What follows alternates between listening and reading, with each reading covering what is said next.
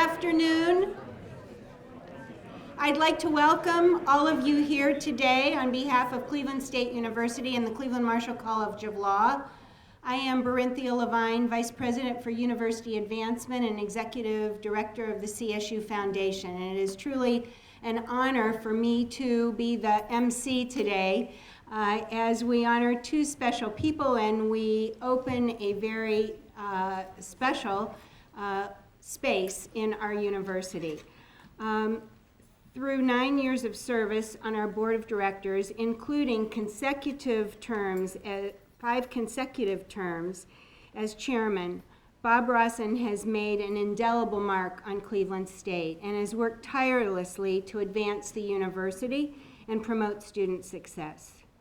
He was supported in these efforts at Cleveland State by Judy Rawson, who, in her own right, has a remarkable record in public and community service.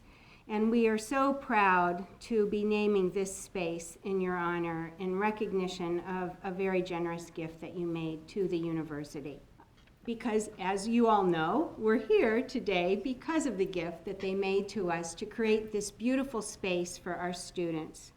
So I'm not going to speak long. I will come back up at the end of the program, but I would like to introduce President Ronald Berkman, who will say a few words about Bob and Judy on this very special day. So please welcome President Berkman.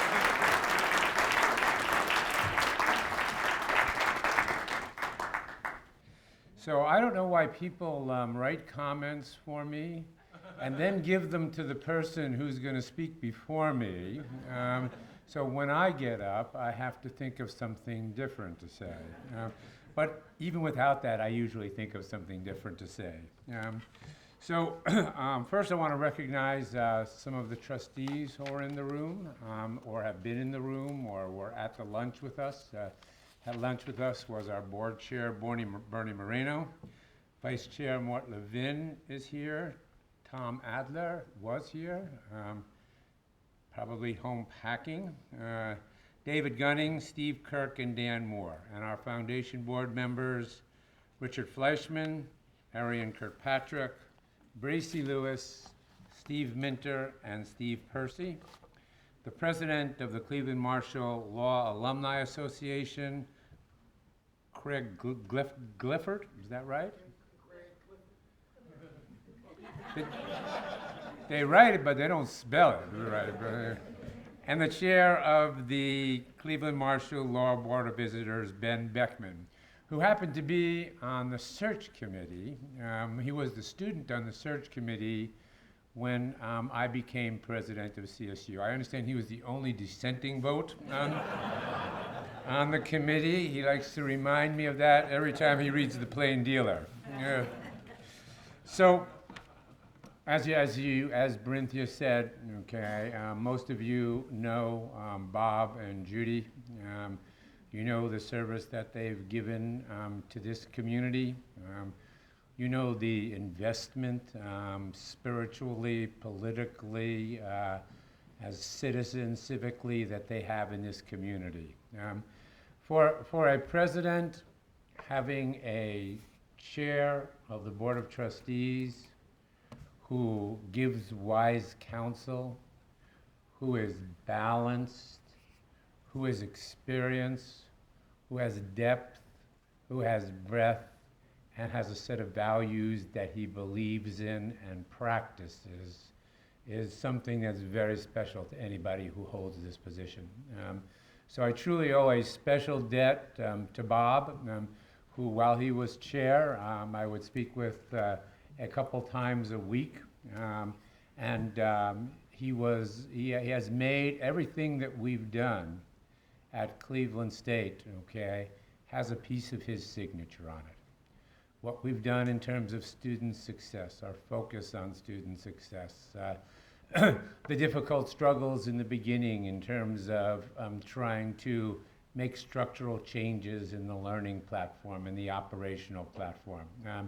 His standing and advocacy for the university. And of course, I always have to use my punchline that he is the only one in the United States who has been both the chair of the Princeton University Board and the Cleveland State University Board, and will probably remain the only one in the United States, unless Ben is up for grabs.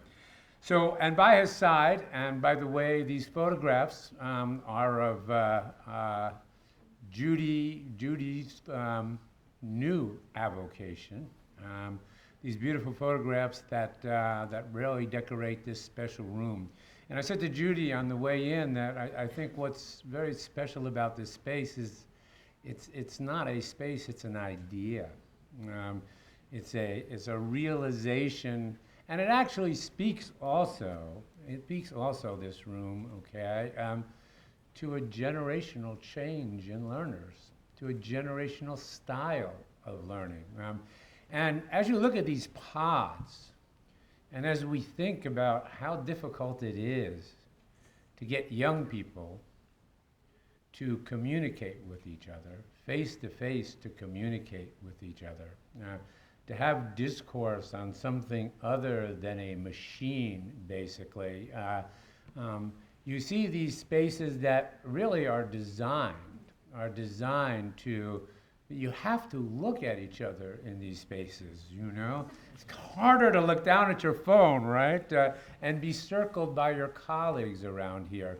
So if the premise was, let's design something that will restore, you know, in an institution that really has to do everything to preserve this tradition of allowing different people from different places with different points of view to be able to talk to each other, to communicate with each other. So it's I think it's a place of civic discourse. It's a place for students to land. It's a place for students to communicate with each other, and it's cool. And so what else can be? So I want to thank, Bob and Judy gave so much for so long, yeah, that this gift was truly just a value added, just another addition, okay? If they had done nothing, I'm glad they didn't do nothing, but if they had done nothing, they would have done so much to move the barometer of this institution, and to help further the mission of this institution, and to help provide and open and continue the tradition. You know, we're here in the law school, and in my 8 years, I cannot tell you how many people have come up to me, how many lawyers have said, if not, truly if not, for Cleveland Marshall Law School, and in many cases, truly if not, for the evening program at Cleveland Marshall Law School, I would never be a lawyer. And I heard that so much the first, second year that when someone broached the idea, well, maybe we ought to eliminate the evening section of the law school because, I don't know, it helps. You can rig your LSAT score better if you don't have the evening, I think, or evening, and around the country, and this is a shame, evening programs are not looked at as the distinguished programs of the day programs. But you know what? It has been a gateway for so many in this city, all right?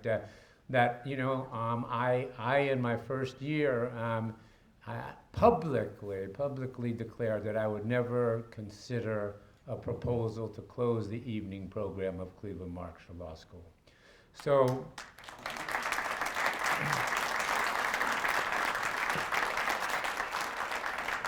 you've made an investment that exemplifies, again, for both of you, that set of values, that set of ideals, your hopes for the city, your hopes for this next generation of young people who will practice your vocation, extraordinarily important. And all of the students who are here and all of us in this community are forever grateful. Thank you so much.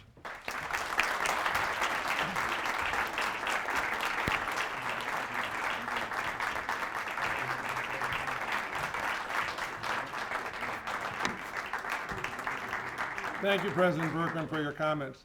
Now, I had the same thing. I was told when I was originally to come here and welcome the Board of Trustees who are here and recognize them. And then I was told I was supposed to say a few words of what Judy and Bob have done. And then I got a comment saying, and actually, I'll go to it. First of all, on behalf of the Board of Trustees, I'm really honored to have this opportunity to thank Judy and Bob for their outstanding gift to the Marshall Law School. And then I was told President Berkman's comments clearly cover the career of the Rawsons and all they have done for Cleveland. CSU's outstanding growth during Bob's term as chairman has already been told today.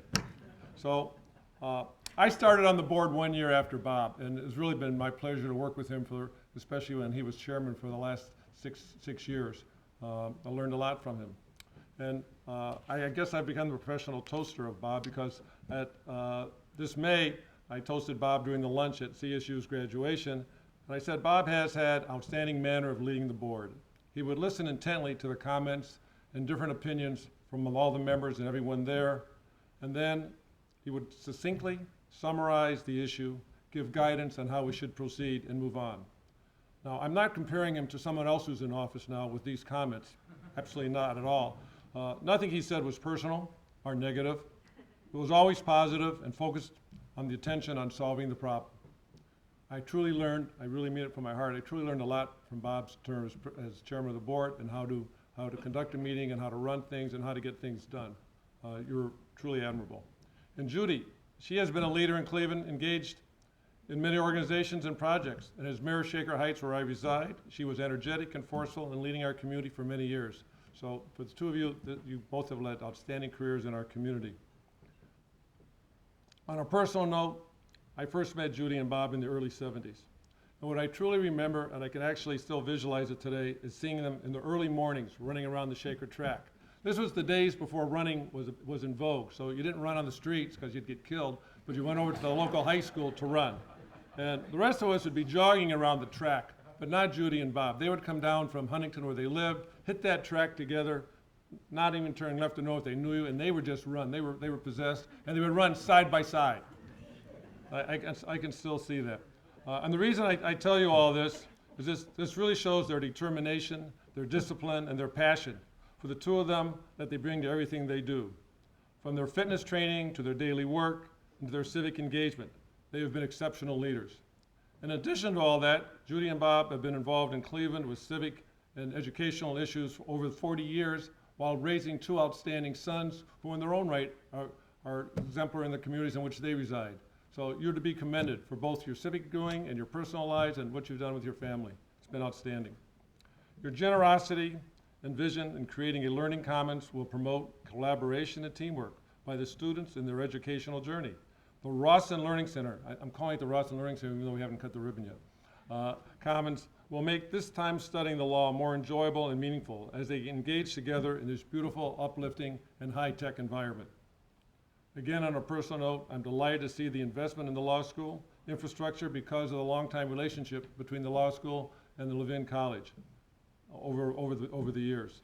Because strengthening one of the colleges strengthens all of them. So personally, and on behalf of my fellow members of the board, I congratulate both of you for your generosity and leadership gift to our campaign for CSU. Thank you so much. And now, please welcome my good friend and fellow Shakerite, Interim Dean Lee Fisher.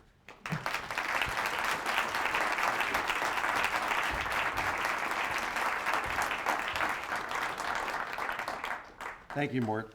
I was not given a script, and that's good because I would not have used it. I want to begin by telling you something that some of you may not know. Our origins go back to the year 1897. We are this year celebrating as a law school our 120th anniversary. We're going through our history books and identifying many milestones, but I can guarantee you none more important other than perhaps two. Being the first law school in Ohio to admit women, being one of the first of two law schools to admit African Americans, but only behind those two milestones is this milestone here today. Because as President Berkman said, we're now entering into a new age of learning. New ways to learn, new ways to teach. And this typifies it. There is nothing common about this Learning Commons. It's very uncommon. Very few law schools in the nation, in fact, only a handful, have a Learning Commons like this. And we should be proud of that. Although there are universities and colleges that do, no, law schools have not done that. We're pushing the envelope as we should. And so I want to thank a number of people today for that. First, of course, President Berkman, because he's the one who sets the vision to make sure that all of us at this university keep being cutting edge, keep anticipating what's coming around the corner and pushing the envelope. I also want to thank our faculty and our students and our staff, many of whom are here today. And I want to single out a few by name. Lauren Collins, Professor Lauren Collins, is the director of our law library. Lauren is nationally known among those who run law libraries, and particularly well known for being an expert in using law libraries in a creative way, and what better example than this? So, is Lauren here? Would you stand up for a second, Lauren? I want everybody to know who you are. Professor Lauren Collins.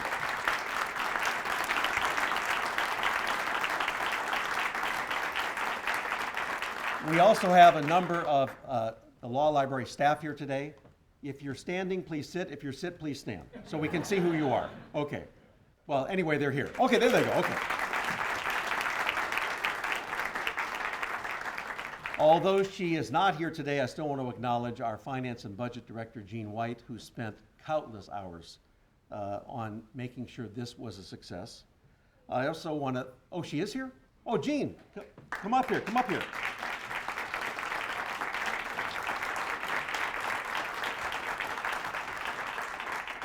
Jean told me she didn't like ceremonies and probably wouldn't come. Thank you for being here. Okay.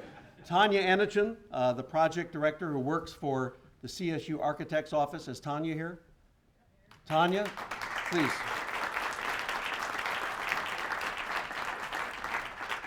And our two architects are here today from Bostwick Designs, and that's Hans Walter and Robert Bostwick. Please, raise your hands.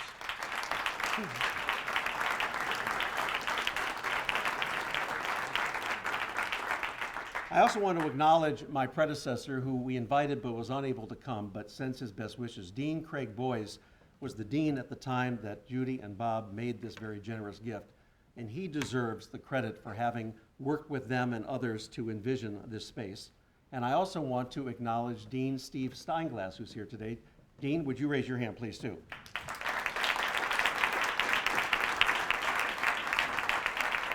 It was under Dean Steinglass's leadership that the Wolstein family gave us one of the largest gifts, the largest gift this law school's ever had, and that was thanks to the Wolstein family and, of course, Steve. I also want to acknowledge, although Judy might have done this anyway, but just in case, somebody who is a very good friend of Judy's and knows very much how difficult it is to be a mayor of any city, and that's the mayor of Shaker Heights. Earl Lycan is here today. Mayor, where are you? Over here.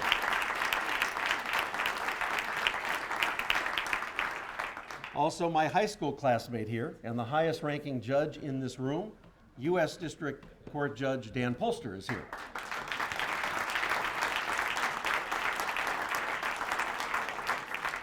Dan will never admit it, but he copied off all my papers. Okay. He went to Harvard, so it doesn't matter. Okay. I also finally want to say that Peggy and I, my wife Peggy Zoon Fisher, who's here today, have been privileged to be friends of Judy and Bob Rawson for more than 40 years. But they are far more than friends. Everyone who counts themselves as friends of Judy and Bob also looks up to them in some ways almost as mentors or heroes. Why? Because you will not find a couple that has given more to this community in a way that has been unselfish and unassuming as these two people, both in the public arena, the private arena, the nonprofit arena, and now the academic arena. They are superstars. Thank you for your generous gift.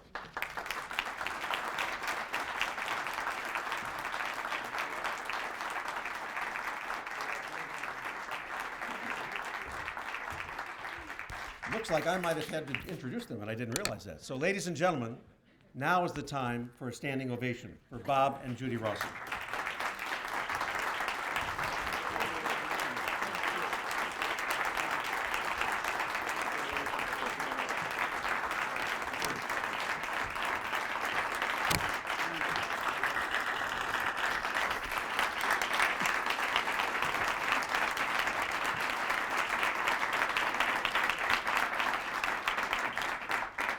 thank you all for being here, and thank you, Lee, for that, and Mort, for those, and Mr. President, for those lovely remarks. I'm going to speak very briefly on the art, and then turn it over to Bob. We have come to love Cleveland State and Cleveland Marshall School of Law because it plays such a significant role in this community. I believe that 85% of the graduates of this law school stay in Cleveland and make their careers here as legal, judicial, and civic leaders. This is an institution of opportunity that is building the base for the next generation of leadership in Cleveland. And that's why it's worth working for this place. Now, I had a wonderful time pairing with Lauren Collins and Elaine Turman, choosing this art. And the dean, I'm sorry, Lee. and what we tried to do was choose photographs that would personify the industrial history of Cleveland, the distinguished architecture now complemented by this space, and the vitality as we look forward to Cleveland's future. This Learning Commons is both a living room and a study, and we hope that both the place and the art will add warmth and inspiration to the students as they study here and as they prepare for very magnificent future careers here in Cleveland. So thank you very much for being here. It was our pleasure to be part of this effort.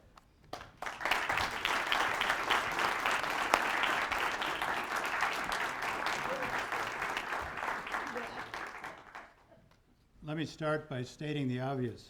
I married well. I am delighted that all of you could be here today to join with us in opening this Learning Commons. I want to thank the President, Mort, and Lee for such generous remarks. It's proven that this is a space where exaggeration sounds believable. Now, why were we inspired to think about doing something like this? Let me see if I can explain it to you. You've heard about my history with Cleveland State, and you heard Judy say how affectionate we feel about this university. And one of the main reasons is that this university has been and will continue to be student-centered. And as a student-centered place, it pays attention to the concepts of learning pedagogy as it develops and expands. And that is what this space represents. And when I speak of the university generally, it applies specifically to Cleveland Marshall, where when everybody shows up as a law student, you are told right from the start, you're going to learn to think like a lawyer. And of course, that is regarded as a gift in some places and thought less specially of in others. But the reality is true. One does learn in law school to think differently about problems and to become a problem solver. So we were interested in working with then Dean Boys and the President and others to think about ways that we might contribute something to the law school that would advance the way in which students learn and the faculty teaches as a consequence. And so we came up with, again, as a sort of a team, and Lee, by the way, has identified, so I won't repeat them, all the people involved who helped us enormously in arriving at this concept and putting it into reality. But the point is that this is a space, but in some ways, while it's attractive and hopefully will be attractive to people to come, it is a space and no more than that. And what it will become depends upon the people who figure out how to use it. So we are depending on the imagination and the creativity of students and faculty to make this a space that's yours, that belongs to you, that can be utilized in ways that make sense to you in the way in which you are accustomed to learning. And learning has changed, and being nearly a dinosaur, I can attest to this.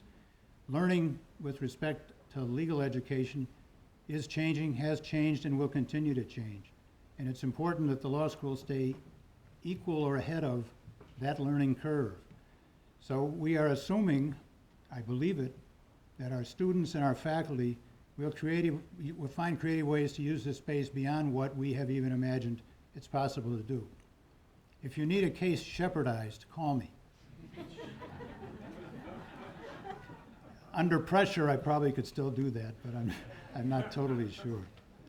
So why does it matter that we have this space, and that that we know that the students and faculty will use it in creative ways? It matters because what happens at Cleveland Marshall Law School matters to this university, obviously to our students and faculty, but it matters to the university, it matters to our community, it matters to the bar, and therefore it matters to the city of Cleveland. And for that reason, it's a great pleasure for Judy and me to be able to do this part in making Cleveland Marshall stronger today and even stronger tomorrow. Thank you all for being here.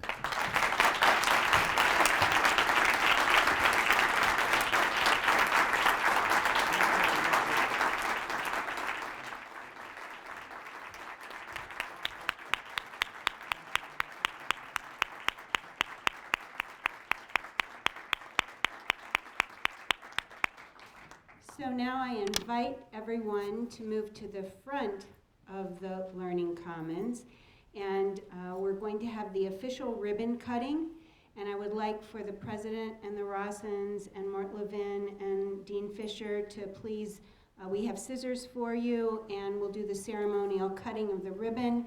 And then, of course, we have refreshments, and we invite you to enjoy yourselves after the ribbon cutting. And again, Judy and Bob, just thank you so very, very much on behalf of all of us at Cleveland State University.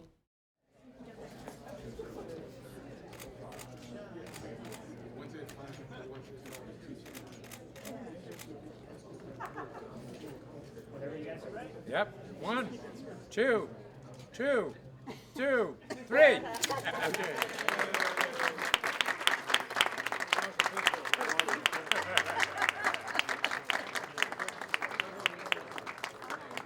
Step forward and we'll get one more picture.